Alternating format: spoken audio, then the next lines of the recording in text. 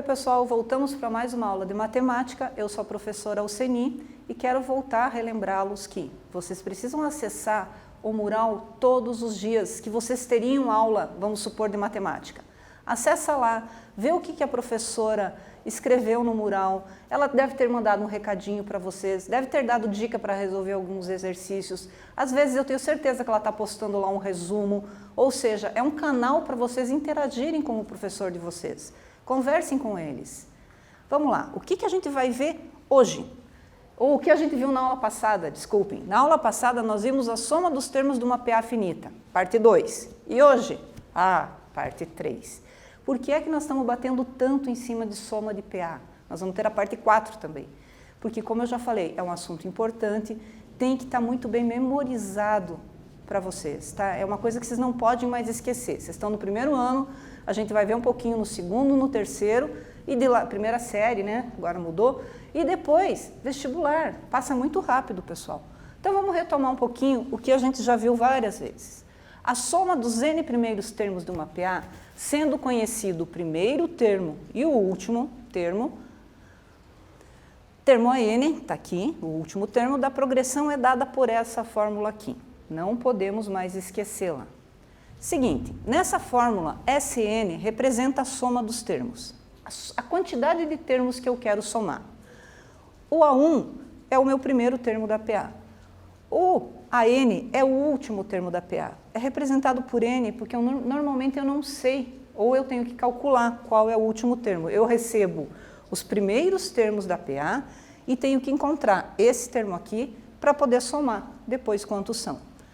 Para somar os termos de uma PA, de uma progressão aritmética, basta substituir os valores nessa fórmula. Não tem muito segredo, pessoal. Em PA são duas fórmulas importantes que nós temos que saber. A gente tem que saber a fórmula do termo geral e a fórmula da soma dos termos de uma PA. Então vamos para um exemplo. Eu já deixei preparado aqui para vocês começarem. Determine a soma dos termos da seguinte PA. 2, 4, 6, 8, 10, 12, 14, 16, 18, 20, 22, 24, 26, 28, dá até uma musiquinha. 30, 32, 34, 36, 38 e 40. Lembram? PA finita. Essa tem um começo, tem um fim. Tem o primeiro termo, tem o último. O que mais que eu preciso saber para poder usar a minha fórmula? Eu tenho que saber calcular a razão. A razão está aqui por acaso? Não, mas como que eu descubro? 4 menos 2, 2, 6 menos 4, 20. E agora? Agora eu deixo para vocês resolverem e eu volto daqui a pouco.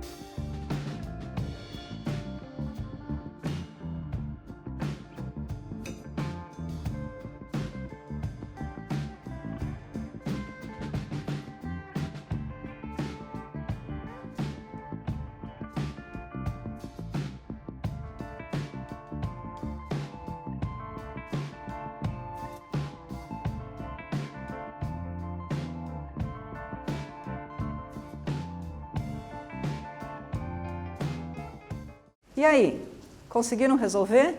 A prof se enganou antes, né? Falou errado. O meu N é igual a 20, não 2. E a minha razão aqui que eu falei para vocês que é 2. Agora eu pergunto, precisava da razão? Não, né? Ó, até a prof se confundiu. Eu nem preciso calcular a razão. É que é tão óbvio a gente sempre procurar a razão na PA que eu acabei confundindo. Vamos lá. Gente, muito simples. Usando a nossa famosa fórmula de Gauss, eu vou substituir os dados. O meu A1 é 2, o meu AN 40, o meu N 20 divididos por 2. Faça a conta. 40 mais 2, 42, vezes 20 sobre 2. 42 vezes 20 me dá 840. 840 divididos por 2, 420. Então, a soma desses 20 termos dessa PA é igual a 420. Deixo mais um exercício para vocês. A soma dos 15 primeiros termos da PA, 45, 41, 37, 33, é letra A, 265, letra B, 325, letra C, 255, letra D, 135. Antes de vocês resolverem, eu só quero perguntar uma coisa para vocês. Vocês lembram que a gente viu que uma PA podia ser o quê? Crescente, decrescente e constante. Dá uma olhada nessa PA aqui. Quando a razão fica negativa, por exemplo, nesse caso aqui, a hora que vocês forem calcular a razão, vocês vão perceber, 41 menos 45 vai me dar uma razão negativa. E sempre que a razão é negativa, eu tenho uma PA decrescente. Ok? Deixa uns minutinhos e a gente já volta.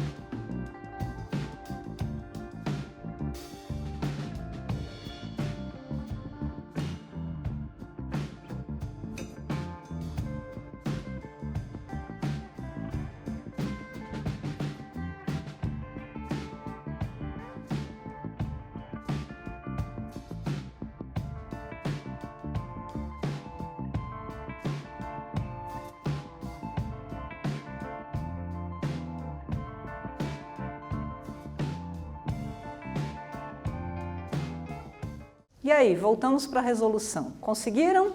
Estava fácil? Vamos lá. O que a gente precisava saber? Calcule a soma dos 15 primeiros termos da PA. 45, 41, 37 e 33. Eu já tinha dado a dica para vocês, antes de dar o tempo para vocês resolverem, que nós iríamos ter uma razão negativa. Lembram? Porque é uma PA decrescente. Então, qual é o meu primeiro termo? 45. Minha razão, calculei, menos 4. N, 15 primeiros termos. O exercício está me dizendo isso. Precisamos encontrar o A15, ou seja, o 15º termo dessa PA. Para fazer isso, nós vamos usar a fórmula do termo geral da PA. Vou substituir os números. A15 é o que eu estou procurando, 45 é o meu primeiro termo, 15 é o meu número de termos dessa PA, menos 1 multiplicado por menos 4. Cuidado com esse sinal negativo, é onde a maioria erra as continhas, porque esquece a regra básica de multiplicação com sinais, adição com sinais. Vamos lá, hein? Vocês não podem mais errar nessas alturas, não. A15. Gente, a hora que eu pego aqui, ó, 15 menos 1 dá 14. 14 multiplicado por menos 4, eu vou ter menos 56. Já era esperado um número negativo, correto? Porque positivo com negativo na multiplicação me dá negativo. 45 menos 56 igual a menos 11. Tudo bem, não é esse o resultado que eu quero a soma dos 15 primeiros termos, correto? Então eu vou usar a fórmula de Gauss, substituindo aqui dentro e lembrando que agora eu encontrei esse termo aqui, né? Eu precisei calculá-lo para ter aqui. A minha soma dos 15 primeiros termos vai ficar assim, 45 mais, porque entre parênteses, prof, porque menos 11 é negativo, para que vocês não se confundam aqui na hora do sinal. Não tenham preguiça de usar colchetes, parênteses, isso organiza nosso raciocínio. Menos 11, tudo isso multiplicado por 15, divididos por 2. Como é que vai ficar então aqui? 45 menos 11, 34, vezes 15, dividido por 2, 510 dividido por 2, 255. Olhando aqui, temos 255? Sim. Letra C de cheirinho, para não esquecer. Pessoal, agora vamos resolver mais um exercício. Eu vou dar um tempo para vocês copiem no caderno e eu já volto para ajudar vocês.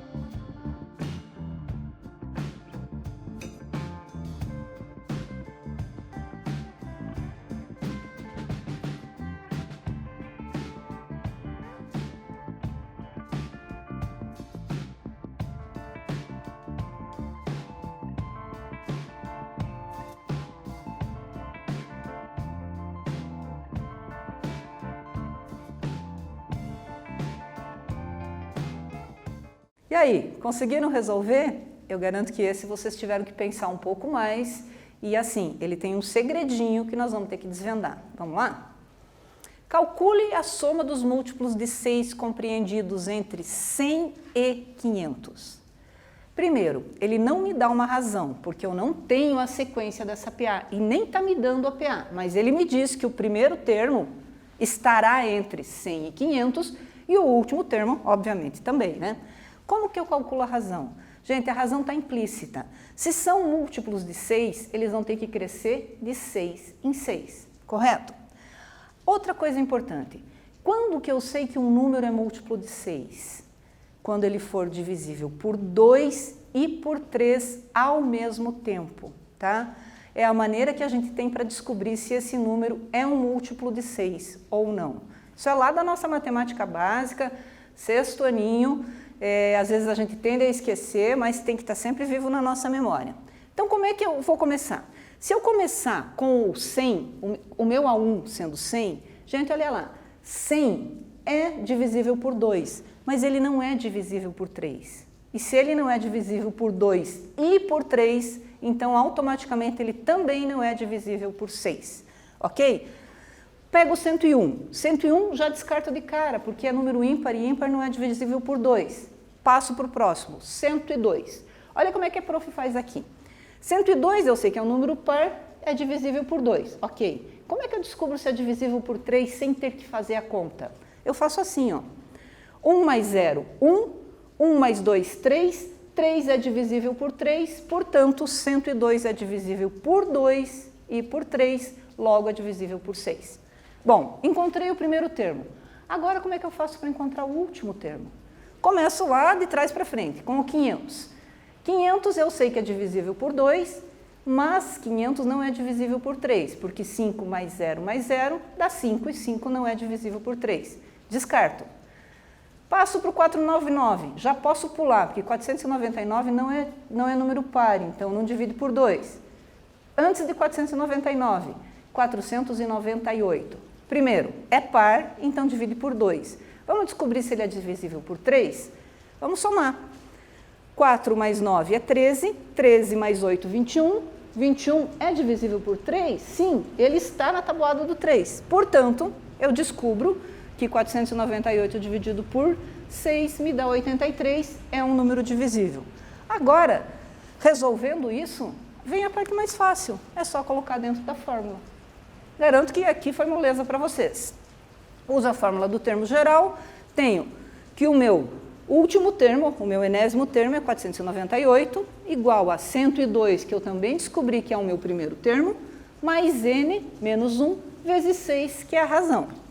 Usando a fórmula, o que está positivo passa para o pula-cerca do igualzinho aqui, vem para o outro lado como negativo, como subtraindo. Então, 498 menos 102 é igual a 6n menos 6. Continuando aqui, o 6n, primeiro, o menos 6 que estava aqui, negativo, pula a cerca e passa para cá, somando, positivo. Então, eu vou ficar com 402, 6n igual a 402. O que eu fiz aqui? Gente, eu inverti, tá? Porque assim, a minha incógnita, a minha letra sempre tem que estar do lado esquerdo. Eu prefiro calcular assim, porque aí o nosso resultado já está pronto. Eu só troquei, tá? Joguei o 6 para cá e joguei o resultado da soma para lá.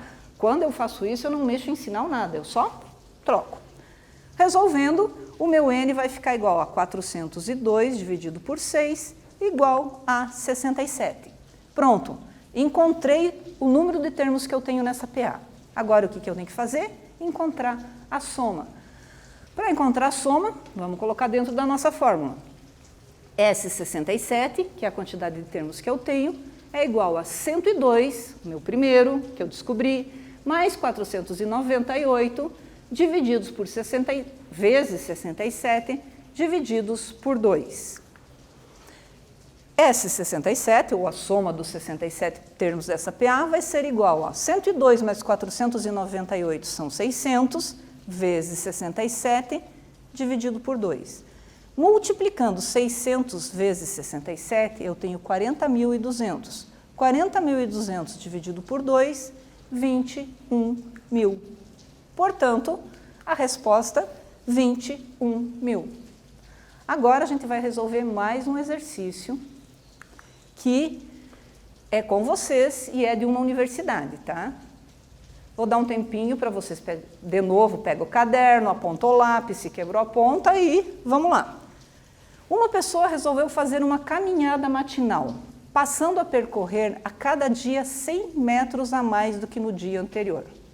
Ao completar o 21º dia de caminhada, observou ter percorrido nesse dia 6.000 metros.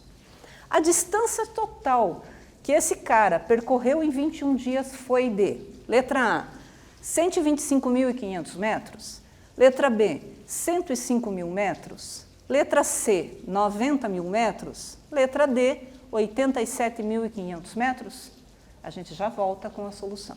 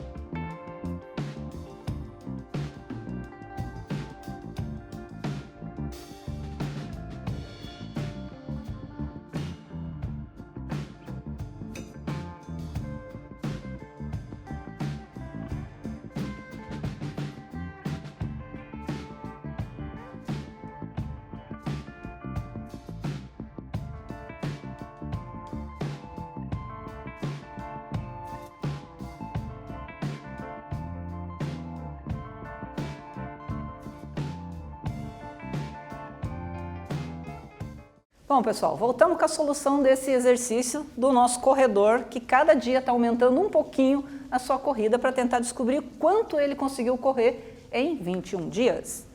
Temos os nossos dados. R 100 metros, porque cada dia ele corre 100 metros a mais. N igual a 21, porque temos 21 dias. A21 igual a 6.000. O que eu preciso saber? Meu AN. Como AN igual a A1 mais N menos 1 vezes R, 6.000 vai ser igual a A1 mais 21 menos 1 vezes 100. Resolução tranquila da nossa fórmula. Colocando aqui, vai ficar 6.000 igual a, vamos lá, 21 menos 1, 20 vezes 100, 20 vezes 100. 6.000 igual a A1 mais 2.000. A1 igual a 6.000 menos 2.000, A1 igual a 4.000. Significa que no primeiro dia ele já começou correndo 4.000 metros, que equivale a 4 quilômetros. Agora nós podemos calcular a distância total que ele percorreu somando os termos dessa PA. Temos lá nosso raio, a gente já tinha, o que nós calculamos? O nosso A1, 4.000. Venho para a minha fórmula, a soma dos 21 dias vai me dar 4.000 do primeiro dia, mais 6.000 vezes 21 divididos por 2. 4.000 mais 6.000, 10.000, 10.000 vezes 21, 21, 210.000, divididos por 2, 105.000 metros. Portanto, a nossa alternativa correta é a letra B de beijinho, para não esquecer. Fácil essa, né? Bem tranquilo, a gente já tem visto vários exercícios parecidos com esse. Agora eu tenho um desafio para vocês. Das nossas aulas de sequência, a gente viu muito isso aqui, né? Desenhos, triângulos, que mais que a gente viu? Polígonos, vários tipos usando uma sequência geométrica. Olha essa aqui. O Tizil ficou sem parceiro para jogar bolita, bola de gude, conhecida também, né? Aquelas bolinhas de vidro que vocês sabem quais são. Então, pegou sua coleção de bolitas e formou uma sequência de T. T por quê? É a inicial do nome do Tizil. E que é a inicial do seu nome, conforme a figura. Olha aqui, aqui ele fez um T com 5 bolitas, aqui ele fez um T um pouco maior, e percebemos que ele está aumentando a quantidade de bolitas dentro desse T. Muito bem, supondo que o guri conseguiu formar 10 T's completos, pode-se, seguindo o padrão, afirmar que ele possuía quantas bolitas para conseguir formar esses 10 T's completos? Tempo para vocês responderem esse desafio, a gente já volta.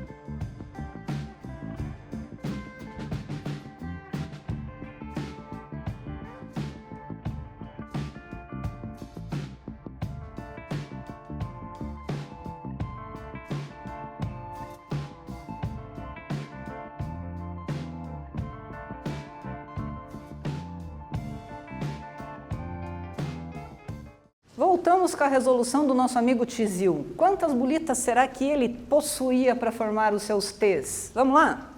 Está aqui a sequência. Quais dados eu consigo tirar? Gente, na A1 eu tenho quantas bolitas? 1, 2, 3, 4, 5, ok? Qual é a razão?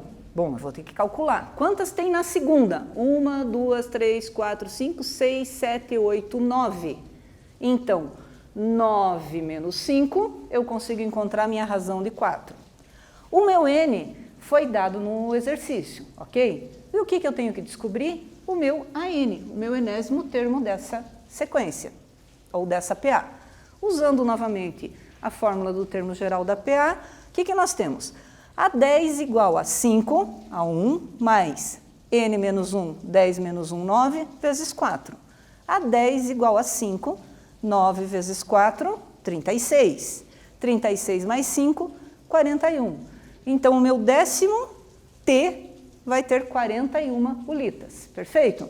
Agora, o que eu preciso saber? Eu preciso saber a soma. De novo, a gente vai usar a soma dos termos de uma PA finita. E o que nós vamos ter lá? Os meus dados. A1, 5, R4. O que aumentou aqui, prof? Aumentou o meu enésimo termo que eu acabei de calcular. Então, eu tenho 41 termos. Jogo dentro da fórmula.